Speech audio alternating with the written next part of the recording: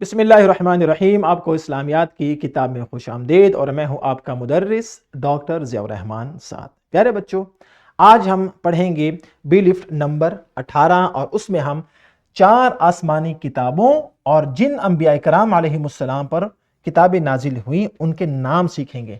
یعنی 4 آسمانی کتابوں کے بھی نام سیکھیں گے، اور یہ 4 کتابیں جن پر نازل ہوئیں ان انبیاء کرام کے نام بھی سیکھیں گے۔ اور اس کے بعد یہ آسمانی کتابیں کیوں نازل ہوئیں، ان کے نزول کا مقصد کیا ہے، اس کو ہم جانیں گے۔ اور ان دونوں باتوں کو جاننے کے بعد ہم قرآن مجید کو آخری آسمانی کتاب جان کر آسمانی کتابوں اور انبیاء کرام پر ایمان پختہ کر سکیں گے۔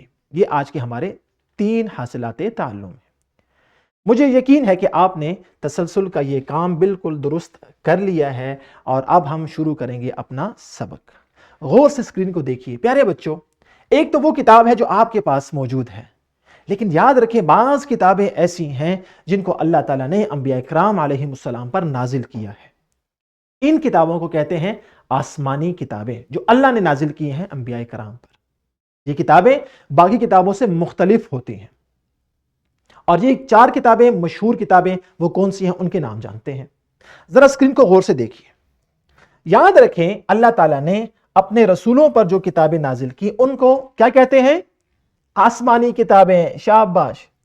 اور آسمانی کتابیں ان میں سے 4 مشہور آسمانی کتابیں ہیں۔ کتنی ہیں؟ 4۔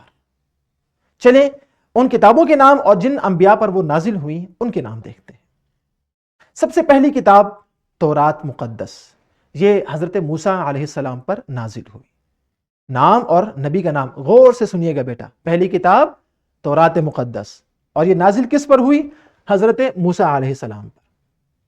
دوسری کتاب زبور مقدس، یہ حضرت داؤد علیہ السلام پر نازل ہوئی۔ تیسری کتاب انجیل مقدس، جو کہ حضرت عیسیٰ علیہ السلام پر نازل ہوئی۔ اور چوتھی اور آخری آسمانی کتاب قرآن مجید، اور یہ قرآن مجید محمد رسول اللہ خاتم النبیین صلی اللہ علیہ وآلہ آلہ واصحابہ وسلم پر نازل ہوا۔ پیارے بچوں، یہ بات آپ نے ذہن میں رکھنی ہے کہ ہم تمام آسمانی کتابوں پر ایمان رکھتے ہیں، جو کہ ضروری ہے۔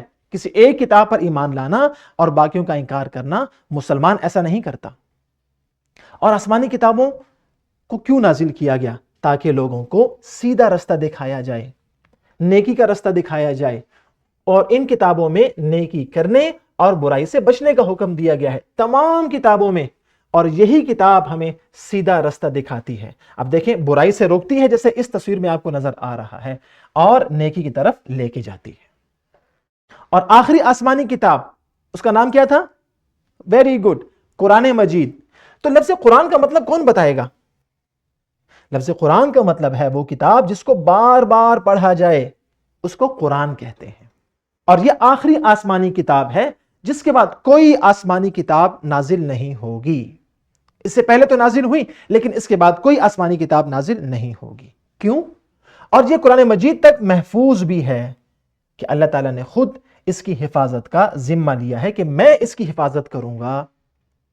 تو پیارے بچوں، ہمیں چاہیے کہ ہم تمام آسمانی کتب پر ایمان رکھیں اور آخری آسمانی کتاب قرآن مجید کے مطابق زندگی گزاریں۔ یہ ہم سب کے لیے کیا ہے؟ ضروری ہے۔ تو جلدی سے اپنی کتاب کا یہ صفحہ کھول لیں، اور اس میں یہ اقتباس آپ نے اساتذہ کی مدد سے پڑھنا ہے، اور اس کے بعد آپ نے تدریسی جانچ کا یہ کام بھی تو کرنا ہے نا کمرہ جماعت میں۔ اور گھر کا کام آپ کو ہم دیں گے کتاب تمرین و جائزہ میں، جو کہ آپ نے گھر والوں کی مدد سے کرنا ہے، اور کل آپ نے یہ کام چیک کروانا ہے اپنا۔ بہت خیال رکھیے۔ فی امان اللہ۔